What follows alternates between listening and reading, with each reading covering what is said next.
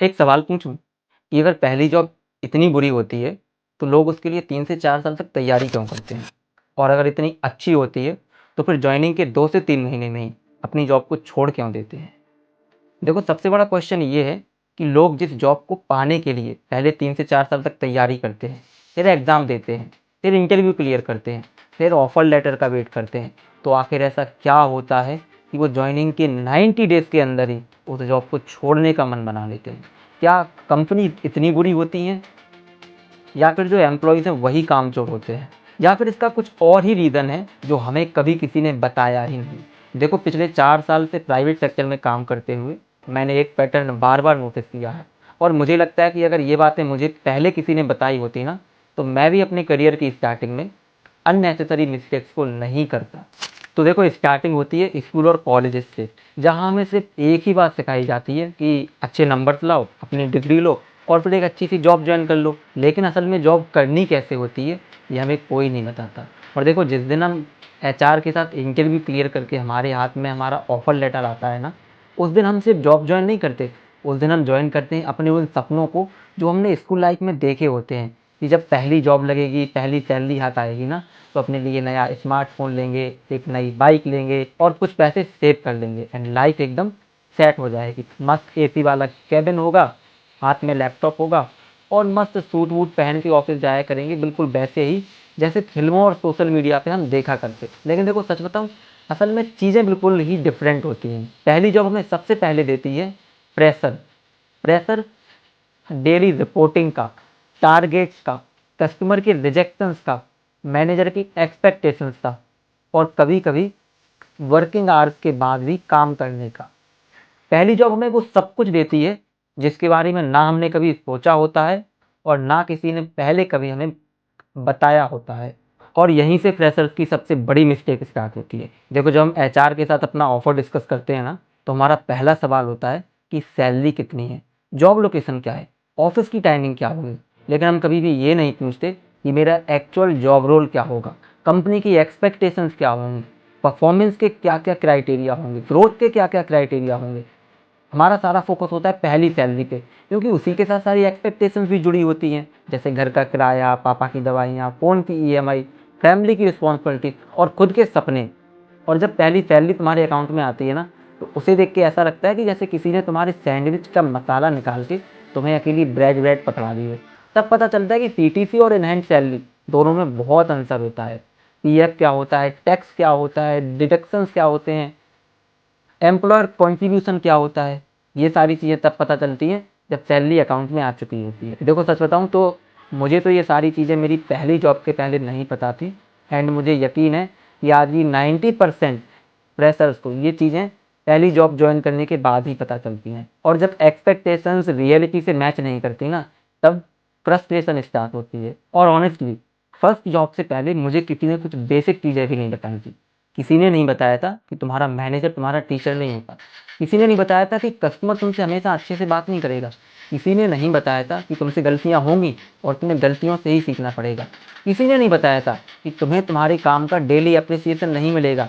किसी ने नहीं बताया था मुझे कि तुम्हें कभी कभी ऑफिस के बाद भी काम करना पड़ेगा। देखो, ये छोटी छोटी चीज़ें सुनने में बहुत नॉर्मल लगती हैं, लेकिन जब तुम पहली बार इन्हें अपनी लाइफ में फेस करते हो ना, तो ये तुम्हें मेंटली ब्रेक करना स्टार्ट कर देती हैं। और अब आते हैं उस रीजन पर जिसके लिए सबसे ज़्यादा लोग अपने मैनेजर को ब्लेम करते हैं। देखो, हम स्कूल और कॉलेज वाली एक्सपेक्टेशन को ऑफिस लेकर के चले जाते हैं। हमें लगता है जैसे स्कूल में टीचर हमें सिखाता था, वैसे ही कॉर्पोरेट में हमारा मैनेजर हमें सिखाएगा। लेकिन ऐसा नहीं होता है भाई।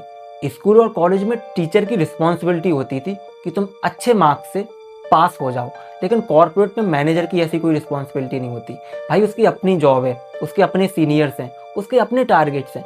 वो बेचारा अपनी जॉब बचाने के चक्कर में लगा रहता है। तो ऐसे में अगर तुम्हें ये लगता है कि तुम्हारा मैनेजर तुम्हें काम सिखाएगा, तुम्हें ग्रो करने में हेल्प करेगा, तो भूल जाओ भाई।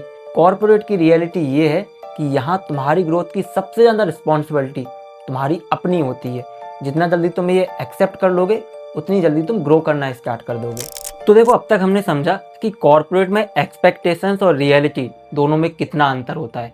अब हम समझते हैं कि ज्वाइनिंग के बाद के 90 डेज तुम्हें कैसे स्पेंड करने चाहिए ताकि तुम भी अपनी जॉब से फ्रस्ट्रेटेड होकर जॉब ना छोड़ दो। देखो मेरे हिसाब से पहले 90 डेज तुम्हें 3 फेज में डिवाइड करने चाहिए। स्टार्टिंग के 30 डेज में सिर्फ ऑब्जर्व करो, अपने रोल को समझो, कंपनी की एक्सपेक्टेशंस को समझो, जो कंपनी है उसके बिजनेस मॉडल को समझो, कंपनी में रह के देखो कि कौन क्या कर रहा है, कौन किस डिपार्टमेंट में रहता है और डिसीजन मेकर कौन है।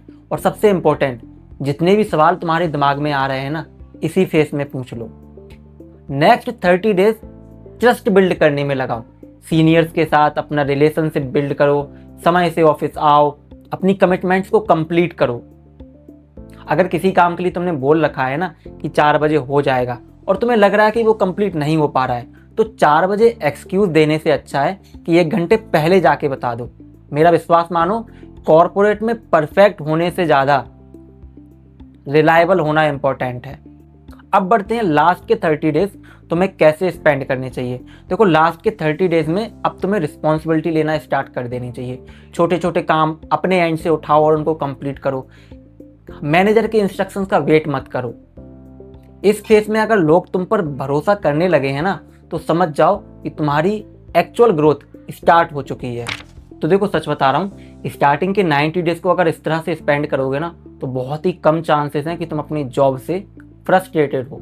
सच बताऊँ, जब मैंने अपना करियर स्टार्ट किया था ना, उसमें मुझे इनमें से कुछ भी नहीं आता था और ना मुझे कोई बताने वाला था। मुझे नहीं पता था जॉब रोल क्या होता है, मुझे नहीं पता था सीटीसी क्या होता है, मुझे नहीं आता था कि ऑफिस पॉलिटिक्स क्या होती है, मैनेजर का प्रेशर क्या होता है, कस्टमर की रिजेक्शन को कैसे हैंडल करते हैं। मुझे इनमें से कुछ भी नहीं आता था।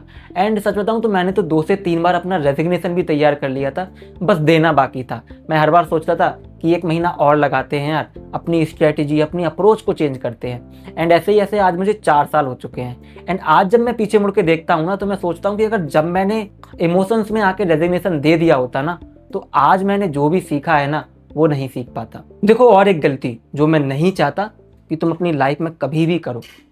देखो हो सकता है कि तुम जिस रोल पे 30,000 कमा रहे हो ना, तुम्हारा दोस्त उसी रोल पे 40,000 कमा रहा हो, लेकिन कभी भी खुद को उससे कंपेयर मत करना, क्योंकि तुम्हें सिर्फ उसकी सैलरी दिख रही है। तुम्हें नहीं पता कि उसके ऑफिस का क्या कल्चर है, तुम्हें नहीं पता कि उसने उस जगह तक जाने के लिए कितना स्ट्रगल किया है, तुम्हें नहीं पता कि उसके ऊपर कितना प्रेशर है।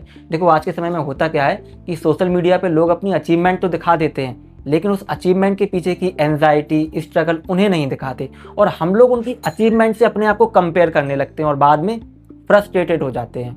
देखो अगर तुम्हें किसी से कंपेयर करना ही है ना, तो अपने आप से कंपेयर करो कि जो तुम कल थे वो आज तो नहीं हो, और जो आज हो वो कल नहीं होने चाहिए।